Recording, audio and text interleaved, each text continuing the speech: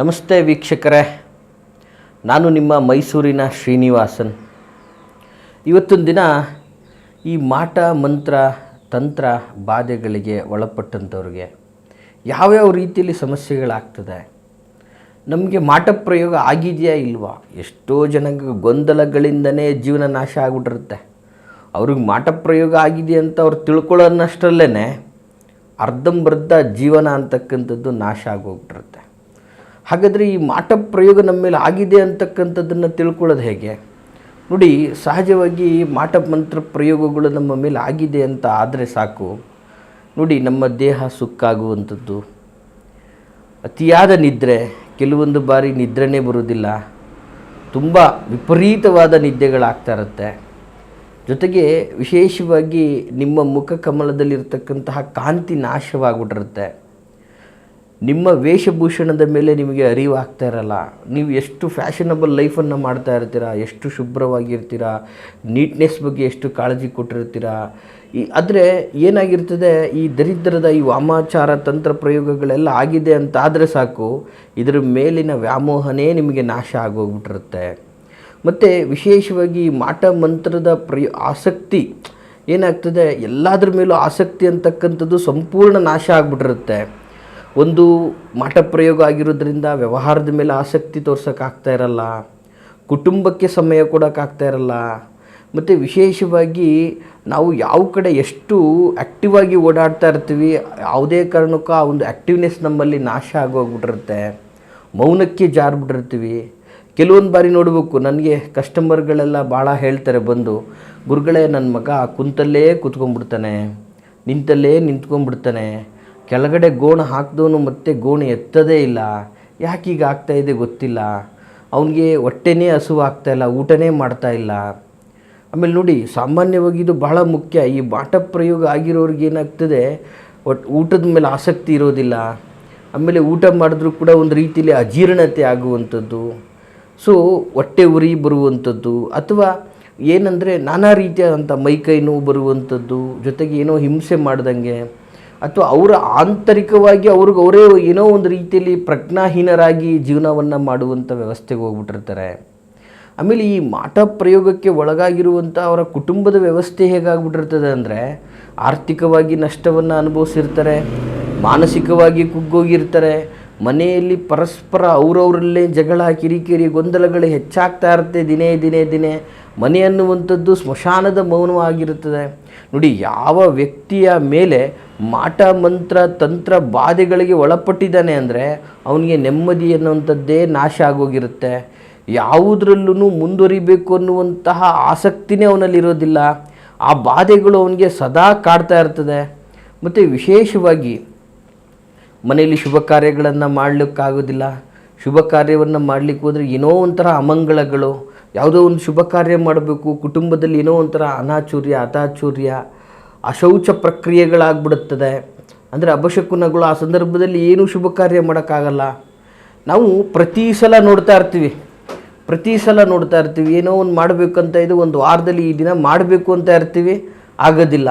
ಯಾಕೆ ಈಗ ಆಗ್ತಾ ಇರ್ತದೆ? ಸೊ ನೋಡಿ, ಈ ಮಾಟ ಪ್ರಯೋಗದ ಬಾಧೆಯಿಂದನೇ ಇವೆಲ್ಲವೂ ಸಹ ಸಾಧ್ಯ ಅಂತ ಹೇಳಲಿಕ್ಕೆ ಸಾಧ್ಯ. ಆಮೇಲೆ ಕೆಲವೊಂದು ಬಾರಿ ಈ ಮಾಟ ಪ್ರಯೋಗಗಳು ಇಂತಹ ಕಾರಣಗಳಿಂದಾಗೇ ಯಾರೋ ಒಬ್ಬರ ಮೇಲೆ ಮಾಡ್ತಾರೆ ಅಂತ ಹೇಳೋಕ್ಕಾಗಲ್ಲ. ನಾನಾ ವಿಧದ ಕಾರಣಗಳಿಂದ ಮಾಟ ಪ್ರಯೋಗಗಳಾಗಿರ್ತದೆ.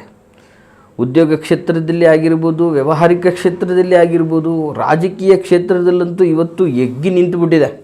ಬೆಳಗ್ಗೆದ್ರೆ ನೀವೇ ನೋಡ್ತೀರಿ ನ್ಯೂಸ್ ಚಾನೆಲ್ಗಳಲ್ಲಿ, ಇನ್ನೊಂದರಲ್ಲಿ ಮತ್ತೊಂದರಲ್ಲಿ ಮಗದೊಂದರಲ್ಲಿ ಎಲ್ಲೋ ಹೋಗ್ಬಿಟ್ಟಿದ್ದಾರೆ. ವಿಪಕ್ಷಗಳ ಮೇಲೆ ಶತ್ರು ಸಂಹಾರದಂತಹ ಮಾಟಾಚಾರ ಪ್ರಯೋಗಗಳು ಮಾಡ್ತಾ ಇದ್ದಾರೆ, ಅಭಿಚಾರಿಗಳು ನಡೀತಾ ಇದೆ ಅನ್ನುವಂಥದ್ದು ಸಹಜ ಆಗೋಗಿದೆ. ಇವತ್ತು ವ್ಯಕ್ತಿಗಳನ್ನು ನೇರವಾಗಿ ಫೇಸ್ ಮಾಡುವಂತಹ ಧೈರ್ಯ, ಶಕ್ತಿ, ಸಾಮರ್ಥ್ಯ ಸಮಾಜದಲ್ಲಿ ಜನಗಳು ಕಳ್ಕೊಂಡ್ಬಿಟ್ಟಿದ್ದಾರೆ. ಎಲ್ಲ ಕುತಂತ್ರ, ತಂತ್ರ ಬಾಧೆಗಳು, ಮಾಟ ಪ್ರಯೋಗಗಳಿಂದನೇ ಎಲ್ಲವೂ ನಮ್ಮ ವಶವಾಗಲಿ ಅನ್ನುವಂಥ ರೀತಿಯಲ್ಲಿ ಆಲೋಚನೆ ಮಾಡುವಂತಹ ಜನಸಂಖ್ಯೆ ಜಾಸ್ತಿ ಆಗಿದೆ. ಸೊ ಈ ರೀತಿಯಾದಂತಹ ಮಾಟ ಪ್ರಯೋಗಗಳಿಂದ ನಿಮಗೆ ವಿಮುಕ್ತಿ ಸಿಗಬೇಕು. ನಿಮ್ಮ ಮೇಲೆ ಆಗ್ತಾ ಇರುವಂತಹ ಮಾಟ ತಂತ್ರ ಪ್ರಯೋಗಗಳು ನಾಟಬಾರ್ದು. ನೀವು ಈ ಮಾಟ ಮಂತ್ರ ಪ್ರಯೋಗಕ್ಕೆ ಒಳಗಾಗಿ ನೋವನ್ನು ಅನುಭವಿಸ್ತಾ ಇದ್ದೀರಾ ಪ್ರೆಸೆಂಟು ಅನ್ನುವಂಥದ್ದಾದರೆ ಈ ಒಂದು ತಂತ್ರಗಳನ್ನು ಮಾಡಿ. ಈ ತಂತ್ರವನ್ನು ನೀವು ಮಾಡಿದ್ದೇ ಆದರೆ ಬಹಳ ಅದ್ಭುತವಾದಂತಹ ರೀತಿಯಲ್ಲಿ ನಿಮ್ಮ ಒಂದು ಸಮಸ್ಯೆ ಅಂತಕ್ಕಂಥದ್ದು ಪರಿಹಾರ ಆಗ್ತದೆ. ಏನು ಈ ತಂತ್ರ ಅಂದರೆ ಬಹಳ ವಿಶೇಷವಾದಂಥದ್ದು ಅಘೋರೇಶ್ವರ ತಂತ್ರ ಅಂಥೇಳಿ, ಬಹಳ ವಿಶೇಷವಾದಂತಹ ತಂತ್ರ ವೀಕ್ಷಕರೇ. ಇದನ್ನು ಸರಿಯಾದ ಸಮಯಕ್ಕೆ ಕರೆಕ್ಟಾದ ರೀತಿಯಲ್ಲಿ ಫಾಲೋಅಪ್ ಮಾಡಿದ್ದೇ ಆದರೆ ನೀವು ಈ ಮಂತ್ರ ಬಾಧೆಗಳಿಂದ ವಿಮುಕ್ತಿಯನ್ನು ಪಡಿಬೋದು. ಈ ತಾಂತ್ರಿಕ ಮಾಟ ಪ್ರಯೋಗಗಳನ್ನು ನೀವು ಈ ಒಂದು ಸಮಸ್ಯೆಗಳಿಗೆ ಸಿಗಾಕೊಳ್ಳುವಂತಹ ಪ್ರಮೇಯನೇ ನಿಮಗೆ ಬರುವಂಥದ್ದಿರೋದಿಲ್ಲ. ಸೊ ಹಾಗಾದರೆ ಈ ತಂತ್ರ ಹೇಗಿದೆ ಅನ್ನುವಂಥದ್ದನ್ನು ನಾನು ನಿಮಗೆ ಹೇಳ್ತೀನಿ, ಸೂಕ್ಷ್ಮವಾಗಿ ನೋಟ್ ಮಾಡಿಕೊಳ್ಳಿ. ಮೊದಲನೇದಾಗಿ ಈ ಅಘೋರೇಶ್ವರ ತಂತ್ರವನ್ನು ಮಾಡುವಂಥದ್ದು ಅಮಾವಾಸ್ಯೆಯ ದಿನವೇ ಮಾಡುವಂಥದ್ದಾಗಿರ್ತದೆ. ಅಮಾವಾಸ್ಯೆಯ ದಿನ ಶೂದ್ರ ಶಕ್ತಿಗಳ ವಿಶೇಷವಾದಂತಹ ನರ್ತನವಿರುವಂತಹ ಸಮಯ. ಈ ಅಮಾವಾಸ್ಯೆಯ ದಿನವೇ ಈ ಒಂದು ಅಘೋರೇಶ್ವರ ತಂತ್ರವನ್ನು ಮಾಡೋದ್ರಿಂದ ಮಾಟ ಪ್ರಯೋಗ, ತಂತ್ರ ಪ್ರಯೋಗ ಬಾಧೆಗಳಿಂದ ನೀವು ಮುಕ್ತಿಯನ್ನು ಹೊಂದಲಿಕ್ಕೆ ಸಾಧ್ಯ ಆಗ್ತದೆ. ಹಾಗಾದರೆ ಈ ಅಮಾವಾಸ್ಯೆಯ ದಿನ ಈ ಅಘೋರೇಶ್ವರ ತಂತ್ರ ಮಾಡುವ ವಿಧಾನ ಹೇಗೆ ಅನ್ನುವಂಥದ್ದು ಪ್ರಶ್ನೆ. ನೋಡಿ, ಬಹಳ ಸುಲಭವಾದಂತಹ ತಂತ್ರ. ಅಮಾವಾಸ್ಯೆಯ ದಿನ ಶುಚಿಭೂತರಾಗಿ ನಿಮ್ಮ ನಿತ್ಯ ಕರ್ಮಗಳನ್ನೆಲ್ಲ ಮುಗಿಸ್ಕೊಂಡು ಶುಚಿಭೂತರಾಗಿ ಸಂಪೂರ್ಣವಾಗಿ ಕರಿಯ ಬಟ್ಟೆಯನ್ನೇ ಧಾರಣೆ ಮಾಡಬೇಕು. ಅಂದರೆ ಕಪ್ಪು ಬಟ್ಟೆಯನ್ನು ಧರಿಸಿಕೊಂಡು ದಕ್ಷಿಣಾಭಿಮುಖವಾಗಿ ಕುಳಿತುಕೊಳ್ಳಬೇಕು. ವೀಕ್ಷಕರೇ, ದಕ್ಷಿಣಾಭಿಮುಖವಾಗಿ ಕುಳಿತುಕೊಂಡು ಒಂದು ಭೋಜಪತ್ರಿಯ ಎಲೆಯನ್ನು ತೆಗೆದುಕೊಳ್ಳಬೇಕು. ಆ ಎಲೆಯ ಮೇಲೆ ಅಘೋರೇಶ್ವರ ತಂತ್ರವನ್ನು, ಆ ಒಂದು ಮಂತ್ರ ಸ್ವರೂಪ ಬರ್ತದೆ, ಆ ಒಂದು ಸ್ವರೂಪವನ್ನು ಅದ್ರ ಮೇಲೆ ಬರಿಬೇಕಾಗ್ತದೆ. ನೋಡಿ, ಆ ಒಂದು ಮಂತ್ರ ಸ್ವರೂಪ ಯಾವ ರೀತಿ ಇದೆ ಅಂತಕ್ಕಂಥದ್ದನ್ನು ನಾನು ನಿಮಗೆ ಹೇಳ್ತಾ ಇದ್ದೀನಿ, ಸರಿಯಾಗಿ ನೋಟ್ ಮಾಡ್ಕೊಳ್ಳಿ. ಸರಿಯಾಗಿ ಮತ್ತೊಂದು ಬಾರಿ ನಿಮಗೆ ಗೊತ್ತಾಗಲಿಲ್ಲ ಅಂದರೆ 2 ಬಾರಿ ವಿಡಿಯೋವನ್ನು ಕೇಳಿ, ಏನು ಸಮಯ ನಿಮ್ಮದು ಹಾಳಾಗೋದಿಲ್ಲ. ಸೊ ನೋಡಿ, ಮಂತ್ರ ಸ್ವರೂಪ ಹೀಗಿರ್ತದೆ.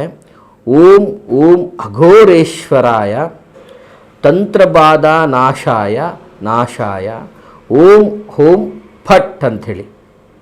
ನೋಡಿ, ಮತ್ತೊಂದು ಬಾರಿ ಈ ಒಂದು ಮಂತ್ರವನ್ನು ಹೇಳ್ತೀನಿ. ಓಂ ಹೋಂ ಅಘೋರೇಶ್ವರಾಯ ತಂತ್ರಬಾಧ ನಾಶಾಯ ನಾಶಾಯ ಓಂ ಹೋಂ ಫಟ್ ಅಂಥೇಳಿ. ಬಹಳ ಸುಲಭವಾದಂತಹ ಮಂತ್ರ ಇದು, ಅತಿಯಾಗಿ ಕಷ್ಟಪಡುವಂತಹ ಮಂತ್ರನೂ ಸಹ ಅಲ್ಲ. ಈ ಮಂತ್ರವನ್ನು ಭೋಜಪತ್ರೆಯಲ್ಲಿ ಬರೆದ ನಂತರ ಒಂದು ಹಣತೆಯಲ್ಲಿ, ಮಣ್ಣಿನ ಹಣತೆಯಲ್ಲಿ ಎಳ್ಳೆಣ್ಣೆಯನ್ನು ಹಾಕಿ ದೀಪವನ್ನು ಹಚ್ಚಬೇಕು. ದೀಪವನ್ನು ಹಚ್ಚಿದ ನಂತರ ಪ್ರಶಾಂತವಾಗಿ ಕುಳಿತು ಈ ಒಂದು ಮಂತ್ರವನ್ನು, ನಿಮಗೇನು ವಿಡಿಯೋದಲ್ಲಿ ತಿಳಿಸಿದ್ದೀನಿ, ಈ ಮಂತ್ರವನ್ನು 21 ಬಾರಿ ಜಪಿಸಬೇಕು. 21 ಬಾರಿ ಜಪಿಸಿದ ನಂತರ ಒಂದು ಲಿಂಬೆಹಣ್ಣನ್ನು ತೆಗೆದುಕೊಂಡು ಆ ದೀಪಕ್ಕೆ ಆ ಲಿಂಬೆಹಣ್ಣನ್ನು ತೋರಿಸಿ, ಆ ಲಿಂಬೆಹಣ್ಣನ್ನು 2 ಭಾಗವನ್ನಾಗಿ ಕತ್ತರಿಸಿ ನೀವು ಕುಂತ ಸ್ಥಳದಿಂದ 2 ಬದಿಯಿಂದ ಅಭಿಮುಖವಾಗಿ ಅದನ್ನು ಎಸೆಯತಕ್ಕದ್ದು. ಹೀಗೆ ಮಾಡಿ ಸಾಕು.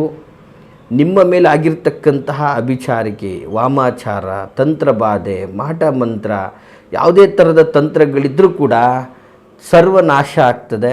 ಮತ್ತು ನಿಮ್ಮ ಮೇಲೆ ಪ್ರಯೋಗಗಳಾಗಬೇಕಂದ್ರೂ ಕೂಡ ನಿಮ್ಮ ಮೇಲೆ ಯಾವುದೇ ರೀತಿಯಾದಂತಹ ಬಾಧೆ ಅದು ನಿಮ್ಮನ್ನು ಹತ್ತಿರಕ್ಕೂ ಸೇರಿಸುವಂತಹ ವ್ಯವಸ್ಥೆ ಆಗೋದಿಲ್ಲ. ಸೊ ಇದರಿಂದ ಈ ತಂತ್ರ ಬಾಧೆಯಿಂದ ನೀವು ಮುಕ್ತಿಯನ್ನು ಹೊಂದಬಹುದು ಅಂತ ಹೇಳ್ತಾ, ಈ ಮಾಹಿತಿ ತಮಗೆ ಇಷ್ಟವಾದಲ್ಲಿ ಲೈಕ್ ಮಾಡಿ. ಜೊತೆಗೆ ಈ ಮಾಟ ಮಂತ್ರ ತಂತ್ರ ಬಾಧೆಯಿಂದ ಇವತ್ತು ತುಂಬ ನೋವನ್ನು ಅನುಭವಿಸ್ತಾ ಸಂಕಷ್ಟದಲ್ಲಿರುವಂಥವ್ರಿಗೆ, ಸೊ ಅತಿಯಾದಂತಹ ವಿಚಾರಗಳನ್ನು ಮುಕ್ತವಾಗಿ ಮಾತಾಡಬೇಕು ಅನ್ನುವಂತಹ ಇಚ್ಛೆ ಉಳ್ಳಂಥವ್ರಿಗೆ, ಅಥವಾ ನಮ್ಮನ್ನು ನೇರವಾಗಿ ಭೇಟಿಯಾಗಿ ನಿಮ್ಮ ಸಂಕಷ್ಟಗಳನ್ನು ಮುಕ್ತಿಯನ್ನು ಹೊಂದಬೇಕು ಅನ್ನುವಂಥವ್ರಿಗೆ ವಿಡಿಯೋದಲ್ಲಿ ಕಾಣುವಂತಹ ಸಂಖ್ಯೆಗೆ ಕರೆ ಮಾಡಿ ನೀವು ಬರುವಿಕೆಯ ಸಮಯವನ್ನು ಖಚಿತಪಡಿಸ್ಕೊಳ್ಳಿ ಅಂತ ಹೇಳ್ತಾ, ಜೊತೆಗೆ ನಾವಿರುವಂಥದ್ದು ಮೈಸೂರಿನ ವಿಜಯನಗರ 2ನೇ ಹಂತ KD ಸರ್ಕಲಲ್ಲಿ. ನೇರವಾಗಿ ಬಂದು ಸಹ ಭೇಟಿ ಮಾಡಿ ಅಂತ ಹೇಳ್ತಾ, ಎಲ್ರಿಗೂ ಒಳ್ಳೆಯದಾಗಲಿ. ನಮಸ್ಕಾರ.